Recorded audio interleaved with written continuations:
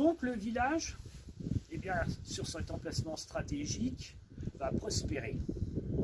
Seulement, l'histoire n'est pas de tout repos et souvent il y a des périodes sombres et même des gros nuages qui s'accumulent. D'abord la guerre de 100 ans, ensuite les rivalités entre les petits seigneurs locaux et surtout entre le comte de Bar, duc de Lorraine et les comtes de Champagne. Et puis sa présence avec le Saint-Empire romain germanique et le royaume de France. Et tout ça, eh bien, ça amène des fois des conflits. Le plus dur pour Loupi, ça va être la guerre de 30 ans. Et oui, elle est dévastatrice. Entre les mercenaires, brigands, soudards, épidémies, bandes armées suédois et croates, le château eh bien, va prendre assez cher et le village aussi. De toute façon, on sait que la région a été dévastée. Malgré tout, comme le château est important, il sera toujours entretenu, modernisé pour suivre l'évolution de l'art militaire et puis de l'artillerie.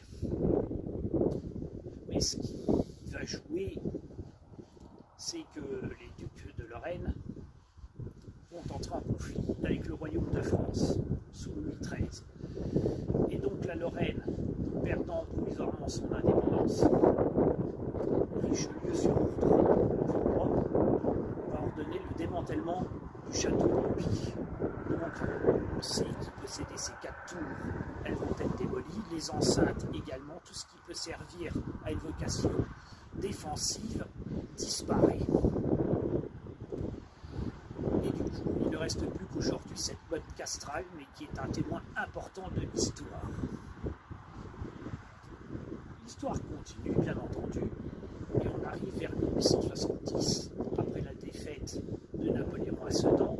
Bien sûr, toutes les communes vont être soumises à un tribut, à un impôt, à un dédommagement à payer suivant les ressources pour financer les frais d'occupation prussienne.